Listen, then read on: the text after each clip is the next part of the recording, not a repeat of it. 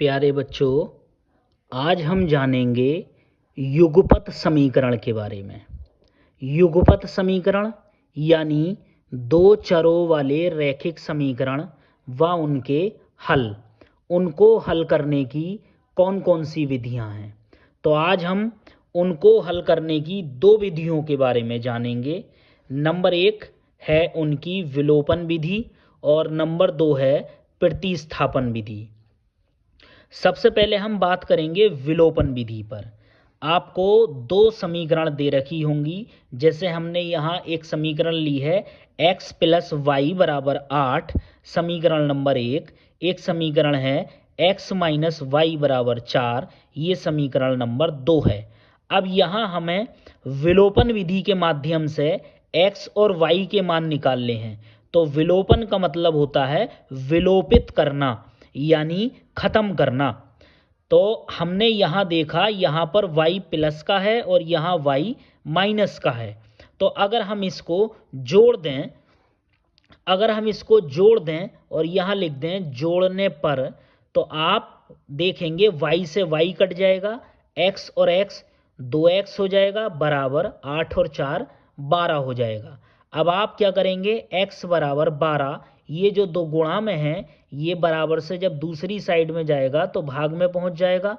2 से जब आप 12 को भाग करेंगे तो 6 बार जाएगा।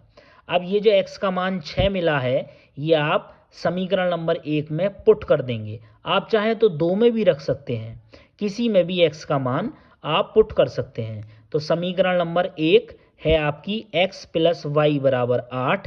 x का मान आपने यहाँ पर 6 रख दिया, 6 प्लस वाई बराबर 8। ये 6 दूसरी साइड में लेके जाएंगे तो माइनस का हो जाएगा, y बराबर आ जाएगा 8 माइनस 6 यानी 2। अब आप चाहें तो इसकी उत्तर की जांच भी कर सकते हैं। उत्तर की जांच कैसे करेंगे, जो आपके प्रश्न में समीकरण दे रखी हैं उन समीकरण में से कोई सी भी आप एक समीकरण उठा लें, या चाहें तो दोनों उठा लें। हमने यहाँ दोनों दिखा दी हैं। समीकरण नंबर 1 है x प्लस वाई बराबर 8। यहाँ पर आप x का मान रखेंगे 6 और y का मान रखेंगे 2। यहाँ जो x का मान 6 और y का मान 2 आया, बराबर में है 8। 6 और 2 को जोड़ेंगे 8 बराबर 8। तो यहाँ आप देख रहे हैं जो लेफ्ट हैंड साइड में वैल्यू है वही राइट हैंड साइड में वैल्यू है। तो आप ये कह सकते हैं कि आपका उत्तर सही है, आपके उत्तर की जांच बिल्कुल ठीक है। आप चाहें तो समीकरण नंबर 2 में भी ये मान रख सकते हैं। समीकरण नंबर 2 है x माइनस वाई बराबर 4। x का मान आपने 6 निकाला था, y का मान आपने 2 निकाला था, बराबर में है 4। 6 में से 2 घटाएंगे 4 बचेगा बराबर 4। लेफ्ट हैंड साइड बराबर राइट हैंड साइड। तो आप दोनों समीकरणों में उत्तर की जांच करने के बाद ये कह सकते हैं कि ये आपका सवाल का हल सही है। अब हमने एक सवाल आपको करने के लिए दिया है जिसमें x प्लस वाई बराबर 3 और x माइनस वाई बराबर 1 है। ये हमने थोड़ा सिंपल सवाल लिया है। यहाँ पर किसी समीकरण को किसी संख्या से गुणा करने की आवश्यकता नहीं है। अब हम एक सवाल थोड़ा सा इससे अलग लेंगे जिसमें गुणा करने की आवश्यकता होगी। एक सवाल हमने लिखा है 3x प्लस वाई बराबर 4, समीकरण नंबर 1, x प्लस 2y बराबर 3, समीकरण नंबर 2। अब जैसे कि इस सवाल में आपने क्वेश्चन नंबर 1 में यहाँ देखा कि यहाँ y और y दोनों इक्वल हैं और दोनों के चिन्ह भी अलग अलग हैं, जोड़ने पर आसानी से कट जाएंगे। यहाँ ऐसा नहीं है।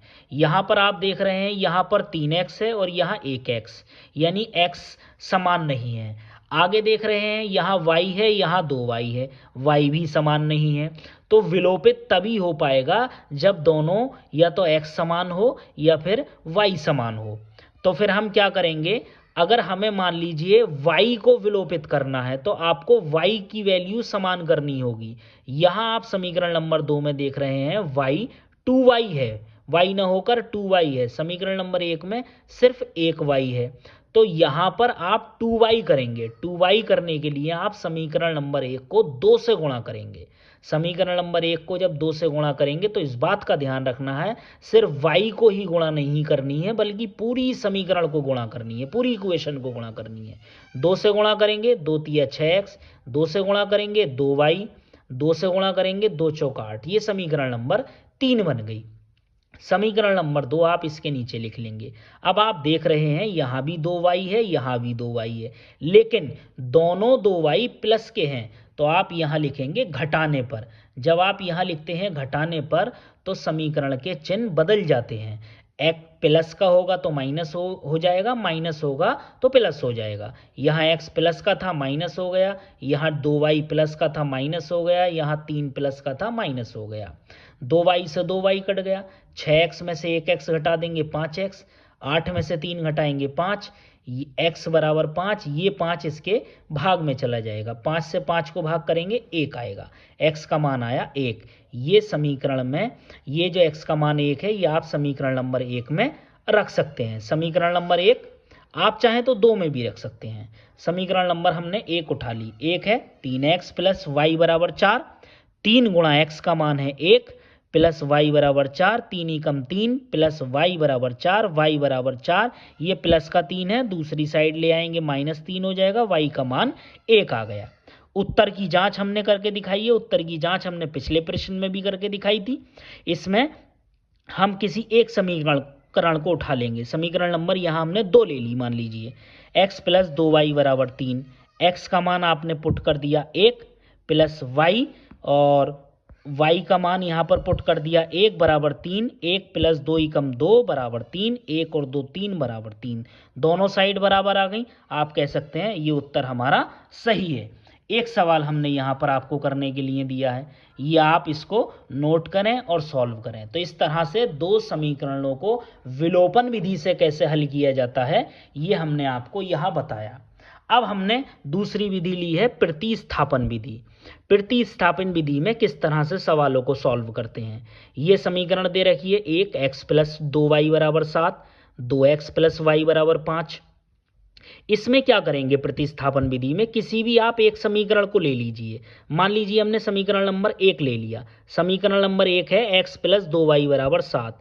यहाँ से आप चाहे तो x का मान निकाल लें, चाहे y का मान निकाल लें। जैसे हमने यहाँ x का मान निकाला, x बराबर 7, ये प्लस का 2y है, दूसरी साइड ले जाएंगे माइनस का 2y हो जाएगा। अब इस बात का ध्यान रखना है आपको, अगर आप समीकरण नंबर 1 से चलते हैं और मान किसी का निकालते हैं तो ये मान समीकरण नंबर 2 में रखना होगा, और अगर आप समीकरण नंबर 2 से चलेंगे, x का मान या y का मान निकालेंगे तो समीकरण नंबर 1 में पुट करना होगा। तो आप समीकरण नंबर 1 से चले, x का मान निकाला, ये मान समीकरण नंबर आप 2 में रखेंगे। समीकरण नंबर 2 क्या है, सबसे पहले आप नोट करें, 2x प्लस वाई बराबर 5, 2x, x का मान है 7 माइनस 2y, प्लस ये y यहाँ आ जाएगा बराबर 5, गुणा करेंगे 2 सत्ते 14 माइनस 2 दूनी 4y प्लस y बराबर 5, 14, 4y में से 1y को माइनस कर देंगे, 3y बराबर 5, 14, ये 5 राइट हैंड साइड में है।